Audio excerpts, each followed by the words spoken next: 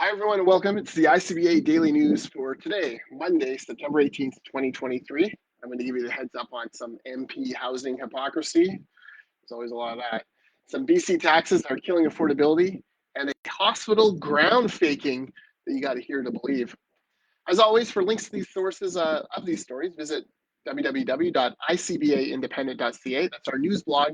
We post media links there because we can't do it here on Facebook due to the Trudeau government's very foolish online news act. Well, there was a fascinating column from Chris Selley in the National Post yesterday, looking at how the Trudeau Liberals are desperately trying to reverse the tide of polls, showing how they're falling further and further behind Pierre Poilievre and the Conservatives, not just 14 points in some of these polls.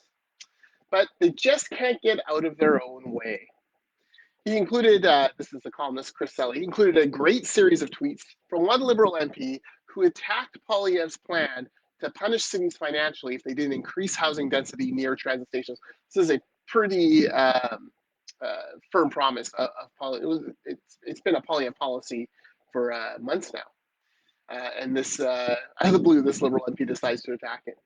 A day later, the Calgary Mayor and Council released a letter showing the Trudeau government was quote, actually threatening them with the same thing that Poilievre had proposed. So here's a Liberal MP criticizing something that his own government is now trying to do. Meanwhile, another Liberal MP staffer, or ML, another Liberal MP, not a staffer, a real MP, tweeted that she can't afford a home in her London, Ontario riding. A few questions about that. I mean, she makes $194,000 a year as an MP, but whatever. Conservatives, though, they were happy to retweet her and help spread her message of housing affordability issues in places like London, Ontario. And in return, she attacked them for it. So, here's someone who puts out this information and then it gets amplified and she doesn't like it. Anyways, it was great stuff from Selley. I'm probably not doing it justice in this recap. It's well worth a read. All I can think about is the old saying, Trudeau wants to be rumblin with Poilievre, but he's stuck stumblin and bumblin with problems like this inside caucus. Meanwhile, the economist Jack Mintz, he analyzed BC's affordability issues. You may recall David Eby wrote a letter to the Bank of Canada asking that interest rates not be increased as a way to help affordability in British Columbia. So Jack Mintz decided to turn the mirror on David Eby himself. And guess what? Mintz came up with the diagnosis. The BC NDP tax hikes are making life far more expensive in British Columbia.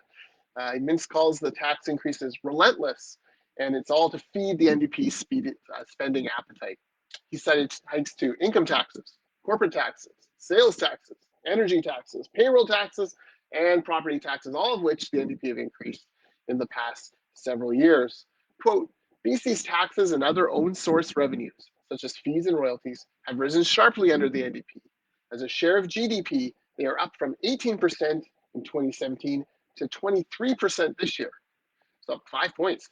While real per capita own source revenues have risen from $9,628 to $11,584. That's more than 20% in just 5 years.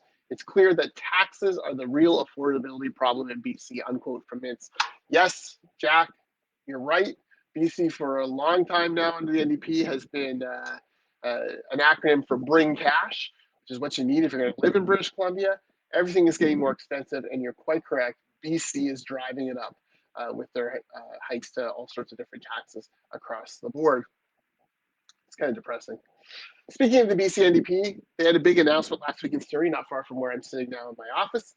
It's Surrey, by the way, the fastest growing city in Canada for many years, and with a number of swing ridings, so very important provincially, and federally, as far as who can form or win enough seats in order to form government. The BC NDP came out and said a new hospital was now under construction. They had a big photo op. But within 48 hours, the excavator used at the event was gone and the site was deserted, leaving one BC United MLA to call it a ground faking, not a ground breaking. The Surrey Board of Trade head, she chimed in, quote, why hasn't construction already started? Why was construction equipment being taken away from the facility when it should be beginning immediately? Every single day, construction costs escalate. She's not wrong. They are escalating by as much as 2% a month. This hospital, meanwhile, delayed by the NDP for more than 2 years, will now open 3 years behind its originally proposed date. It's already expected to cost more than $1 billion more than the original price tag. So these decisions have consequences. And finally, a bonus story. Site News, great website, sat down with construction tech expert Jeff Sample to get a sense of where the industry is headed technologically. Quote, modern delivery methods are changing to more collaborative methods, teaming up earlier together to achieve more predictable and reliable products for owners, he says. Lots of interesting stuff in that piece. If you're involved in construction at all, you know that construction is a technology business, and you can definitely take a look at that.